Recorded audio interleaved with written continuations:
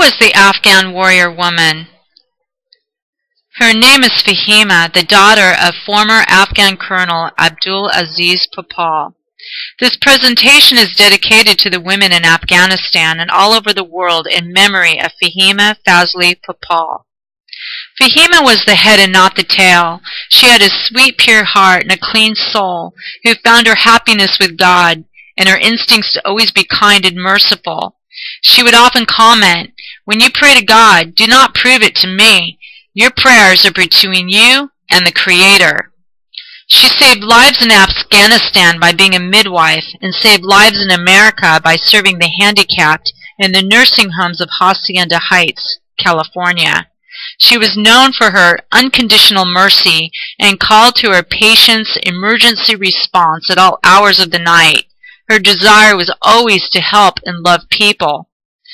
Fahima also had an intuitive ability to read motive and intention and immediately sensed the danger in the crooked and perverse when they crossed her path. Her reactions were simply to smile at the bad but never confront them. In fact, she never confronted the evil in anyone at all, even when they were wrong, but would instead set the example within herself of decency, kindness, mercy, and gentleness to inspire the best in all people. Even when stupid comments were made, she always answered them with a smile and held the pain inside of her. Fahima did not have an abundance of material possessions, but carried herself as being rich inside and out, and never complained about her abusive marriage or financial condition, and didn't try to entreat favor from the rich, but found riches in the wealth of the humble and pure-hearted. She just loved them and was always donating to Salvation Army. Fahima was born and bred to be a warrior like her father, Colonel Abdul Aziz Popal, who taught the principles to never give up and keep going no matter what the circumstance looks like. And the conditions of her life were not easy. Her mother died when she was 7 years of age, and she was raised by her stepmother. Was forced into an arranged marriage at age 16 by cultural tradition that her father could not legally say no to, and was held captive by control and manipulation in a bad marriage as a result. Even then, she always stood up for human and animal rights. She inspired her son Fahim Fazli to go to war because she was the inspiration. She became a bridge to make connections and did it for the love of God and people.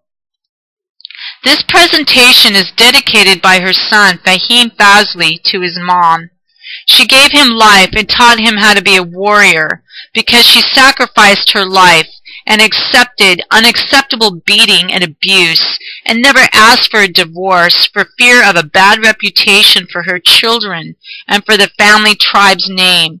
She didn't ask for much except to love her children and be loved back by them, and she completed her life assignment to be a nurse against all odds and cultural restrictions so that destiny could bring her son, Fahim Fazli, to America so he could follow his dream to become an actor and eventually be positioned in life circumstance so that he can negotiate peace between countries and kings to save lives by serving the United States Marines.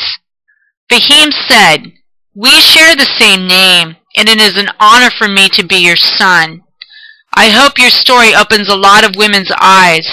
I am inspired to protect my wife, daughter, and as many women as possible for you. I wish you had made a decision early in life to leave the abuse so you would be alive today. Cancer never ran in our family, but you always predicted that the stress would cause cancer and your premature death. Mom, I know you only suffered 3 days and passed to heaven at age 66.